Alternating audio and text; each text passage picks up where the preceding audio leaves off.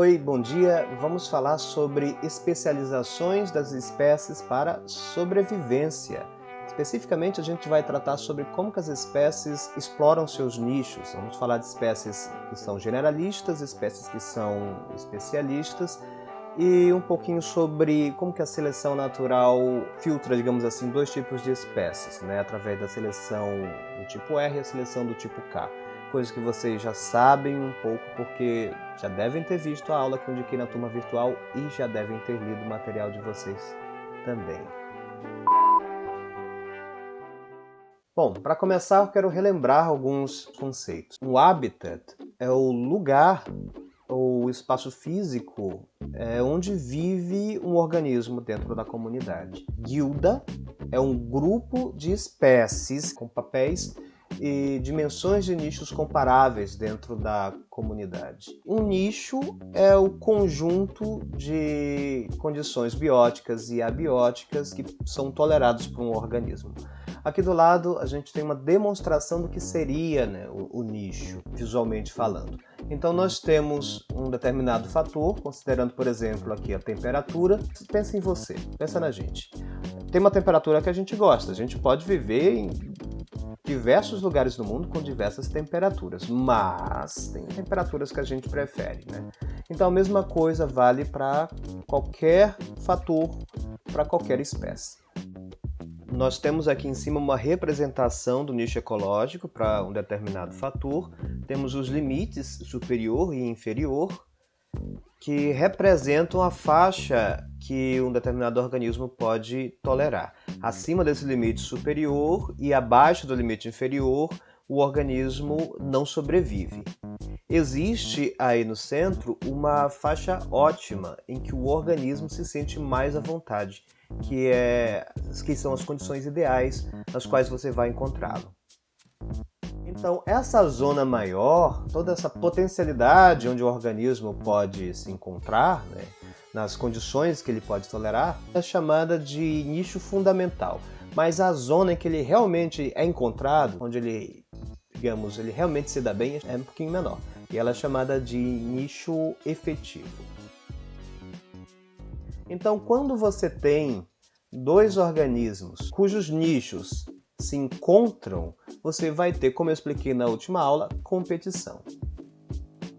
E essa competição, essa sobreposição de nichos, ela pode levar a alguns fenômenos. Pode ocorrer especialização de nicho para evitar uma competição direta por recursos. Mais uma vez a gente volta naquele exemplo dos rouxinóis. Cada população de cada espécie acabou explorando uma área diferente da copa da árvore para poder sobreviver. Com isso, eles conseguem viver no mesmo lugar, lidando com o mesmo recurso, mas evitando a competição direta, por conta da especialização do nicho. Já temos aqui um primeiro insight, uma primeira visão. Quando você tem um recurso muito disputado no ambiente, é legal que você se especialize. Outro exemplo de especialização de nichos de alimentação é o de pássaros, né, na zona entre marés. Então você tem diversas espécies diferentes vivendo aqui numa área costeira alagadiça e cada espécie vai se especializar em comer um tipo de coisa.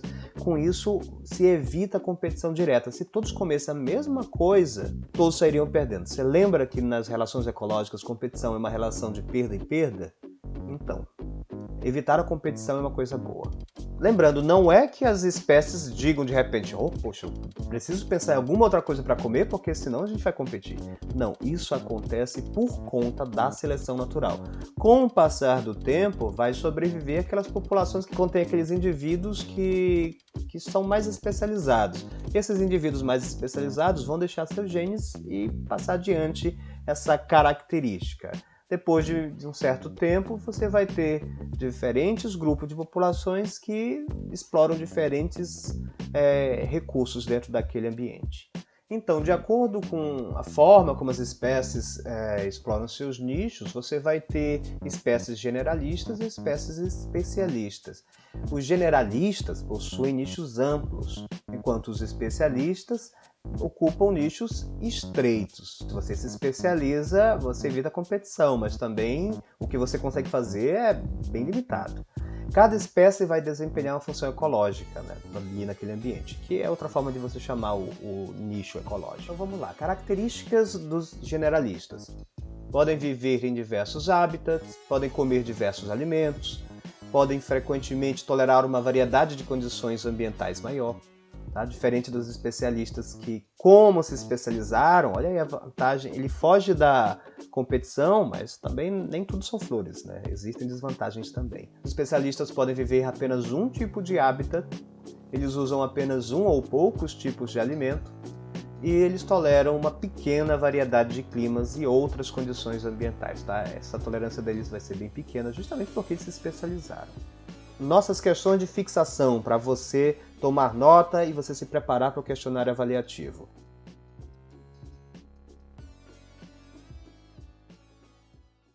Continuando, a gente tem 4 papéis que as espécies podem desempenhar dentro do ecossistema. Nativas ou exóticas, e elas podem ainda exercer papéis de indicadoras ou espécies-chave. Espécies nativas são espécies que vivem e prosperam em um ambiente específico, num ecossistema específico, elas são dali. Espécies exóticas são espécies que vieram de outros ecossistemas que foram introduzidas naquele ecossistema. Espécies indicadoras são espécies que vão fornecer avisos iniciais de danos a uma comunidade ou a um ecossistema.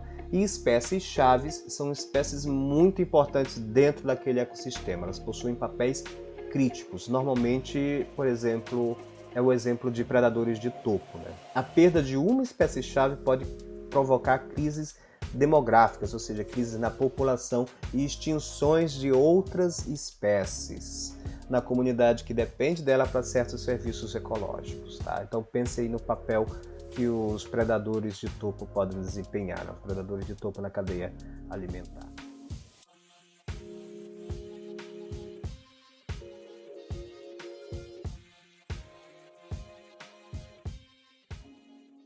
Diferentes condições ambientais, então, vão favorecer diferentes tipos de espécies.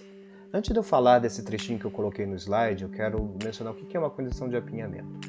Então eu deixei aqui uma imagem que mostra uma sucessão secundária. Então você tinha uma comunidade clímax que alguma coisa aconteceu e essa comunidade vai precisar iniciar novamente. Então você tem uma sucessão secundária.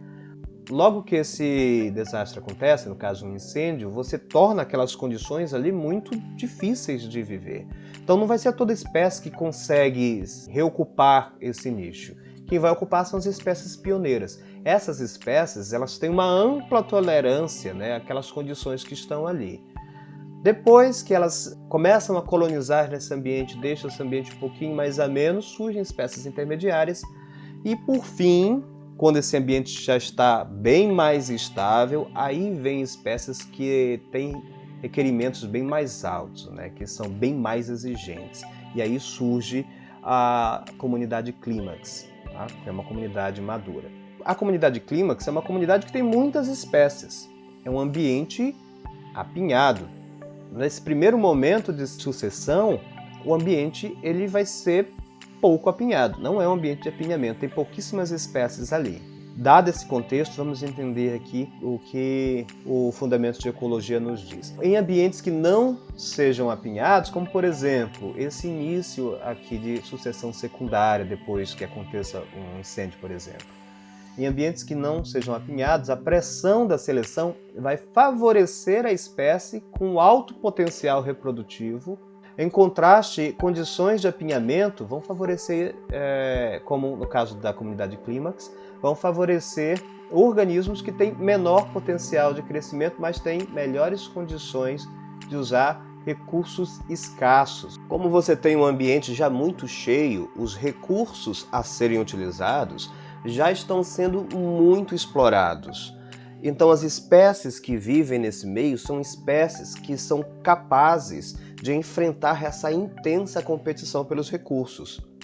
A gente pode lembrar do nosso exemplo com as 5 espécies de rouxinol compartilhando recursos, vivendo na mesma copa de um abeto. Esses dois modos são reconhecidos como seleção do tipo R, que é aquela lá da tá? Do ambiente não apinhado, e seleção do tipo K, que é a do ambiente apinhado, respectivamente. E as espécies que exibem esse tipo de seleção vão ser chamadas de R estrategistas e K estrategistas. Para espécies de estratégia K, a capacidade de suporte do meio ela é um fator limitante. Pensa na comunidade clímax. Os recursos já muito disputados, então a capacidade de suporte do meio está quase lá no topo, então ela é um fator limitante. A prole está preparada para a competição, geralmente exploram nichos que já estão bem preenchidos, lembra lá dos rouxinóis, apresentam um tempo de vida mais longo, tem poucos descendentes, tá? Então vão fazer mais investimentos, né, por exemplo, no cuidado parental, justamente porque tem poucos descendentes. Para as espécies estrategistas R, a capacidade de suporte do meio não é um fator limitante. Você não tem muitas espécies ali, então pode ser o início de uma sucessão secundária ou até uma sucessão primária, pode ser uma carcaça de bicho, por exemplo, que é algo que dura pouco tempo e que não são tantos organismos que vão estar ali naquela carcaça, né, por exemplo. As espécies estrategistas R vão explorar nichos ecológicos vazios, mais uma vez, tem poucas espécies ocupando aquele espaço. Elas têm um tempo de vida curto, tem que ser curto porque aquele ambiente muda muito rápido. Possuem um elevado número de descendentes e, em geral, justamente por isso, não há cuidados com a prole. Exemplo de estrategistas K são os elefantes, grandes felinos, seres humanos. Exemplo de estrategistas R são os insetos, a maioria dos peixes. E para a gente terminar as questões de fixação, tá? Pense aí um pouquinho sobre o que você viu para que você esteja preparado para responder o seu questionário avaliativo. Então é isso aí, a gente se vê nas próximas aulas e até mais.